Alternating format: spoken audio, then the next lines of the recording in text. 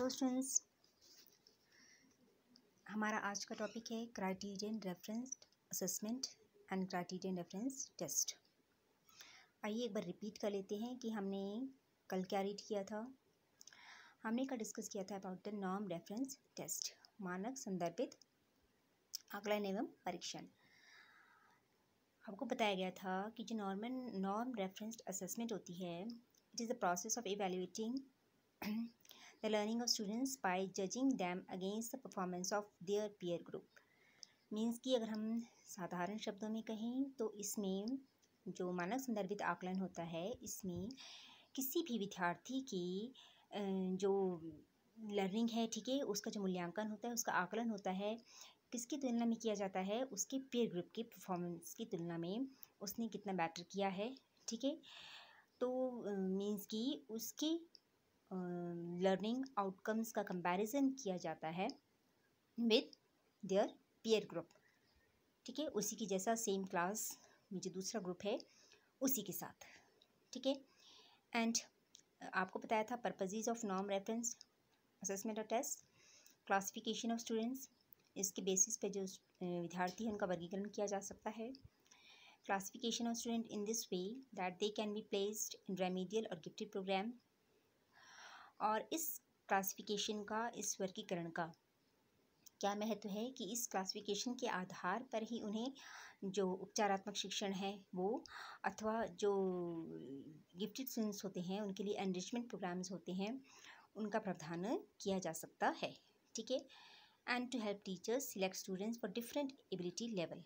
और जो है इस तरह का असेसमेंट होता है वो टीचर को की भी बहुत हेल्प करता है to select students for different ability level. Means कि वो विद्यार्थियों को उनकी योग्यता के अनुसार जो है उनका चयन कर सकता है, ठीक है।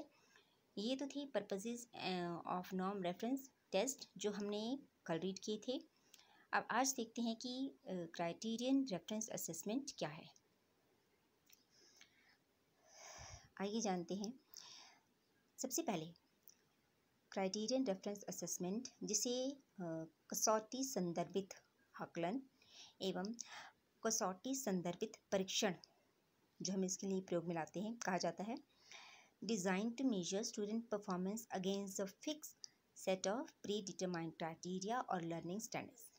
इसमें जो विद्यार्थी की परफॉर्मेंस है उसका मापन किया जाता है किसके अगेंस्ट, पहले से ही एक जो क्राइटेरिया निर्धारित किया गया है, ठीक है, या फिर जो लर्निंग स्टैंडर्ड्स हैं, अधिगम से संबंधित जो मानक है वो तय किए गए हैं, उस क्राइटेरिया के साथ जो है विद्यार्थी की परफॉर्मेंस की तुलना की जाती है, ना कि अपने पीयर ग्रुप से, ठीक है।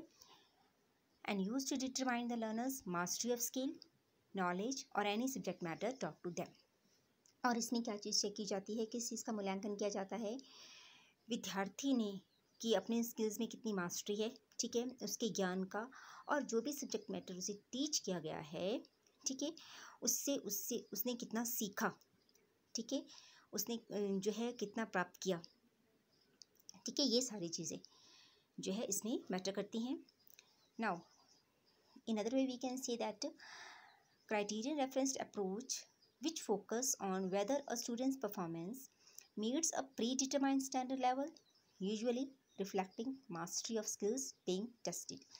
हम कह सकते हैं कि जो मानक संदर्भित अप्रोच है उसका मुख्य केंद्र क्या होता है, जो विद्यार्थी हैं, ठीक है, कि जो विद्यार्थी हैं उसने एक जो भी हमने बात की कि एक स्टैंडर्ड लेवल फिक्स होता है, ठीक है, जो स्टूडेंट की परफॉर्मेंस है उसके अकॉर्डिंग कितनी है, ठीक है, और जो उसकी स्किल्स है उसकी स्किल्स की मास्टरी कहाँ तक हुई, ठीक है, उसके कंटेंट के रिगार्डिंग, ठीक है, ऑब्जेक्टिव सेट किए गए थे, प्री डिटरमाइंड थे, उसके अकॉर्डिंग जो उसकी स्किल्स की मास्टरी है वो कहाँ तक हुई, ठीक है, और उसने कितना प्राप्त किया, उसकी अचीवमेंट क्या रही, ठीक है, all that is compared with two the pre determined standard, ठीक है।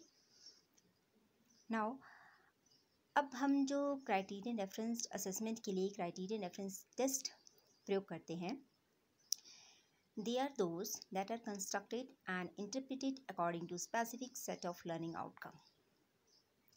ये वही बात है जो भी हमने रिपीट की थी कि इनका निर्माण कसौटी संदर्भित परीक्षण का निर्माण और इनके जो रिजल्ट्स हैं उनकी व्याख्या किसके अकॉर्डिंग होती है, किसके अनुसार होती है, जो पहले से ही कुछ विशिष्ट learning outcomes, specific learning outcomes set किए गए हैं उनके अनुसार होती है।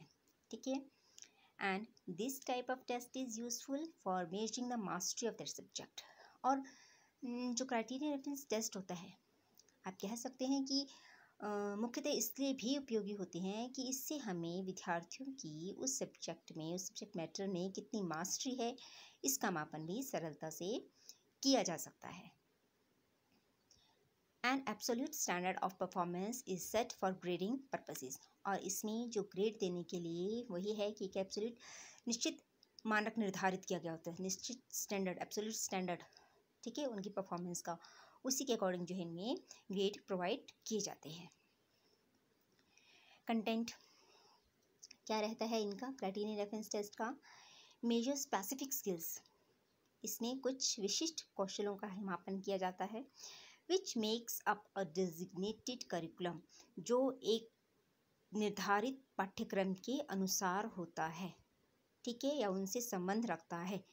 ठीक है, जो भी करिकुलम पढ़ाया जा रहा है उससे रिलेटेड जो भी स्पेसिफिक स्किल हैं, विशिष्ट योग्यता हैं, जो विद्यार्थी को आ जानी चाहिए, ठीक है, उस चीज़ को टेस्ट करने के लिए को ये टेस्ट करता है। ठीक है, and how well it matches the learning outcomes. और जो है इसका एक मुख्य उद्देश्य ये भी रहता है कि लर्निंग आउटकम्स कहाँ तक प्राप्त किए गए हैं, ठीक है, या प्राप्त किए भी गए हैं या नहीं किए गए हैं। ठीक है, उस सब्जेक्ट से रिलेटेड, उस कंटेंट से रिलेटेड जो भी ऑब्जेक्टिव्स सेट किए गए थे उसकी प्राप्ति है वो किस सीमा तक हुई है।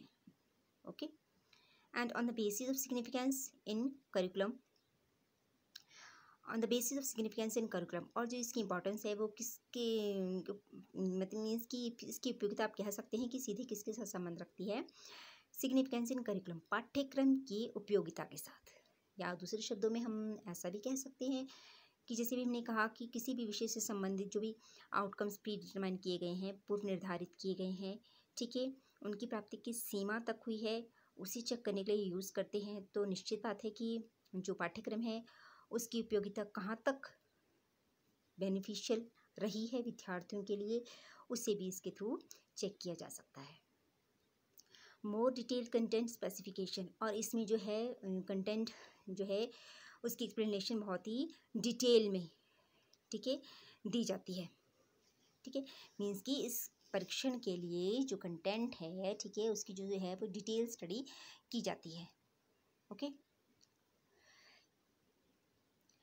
And purposes to determine what test taker can do and what they know. इसका मुख्य उद्देश्य क्या होता है, यह टेस्ट करना कि टेस्ट टेकर क्या कर सकता है, एंड व्हाट दे नो, और वो क्या जानता है, not how they compare to others, और ना कि उसे एक दूसरों के साथ कंपेयर किया जाता है। ठीक है, एक बार फिर से हम अपने इस पॉइंट को रिपीट करते हैं कि अभी हमने जैसे स्टार्टिंग में कहा था कि कुछ प्री डिटरमाइंड स्टैंडर्ड्स होते हैं। ठीक है, स्टूडेंट्स की परफॉर्मेंस का कंपैरिजन उन स्टैंडर्ड्स के साथ किया जाता है। उसका मीन्स कि दूसरे अपने पीयर ग्रुप की परफॉर्मेंस के साथ कोई भी मीन्स कि किसी प्रकार का कंपैरिजन अपने पीयर ग्रुप के साथ नहीं किया जाता।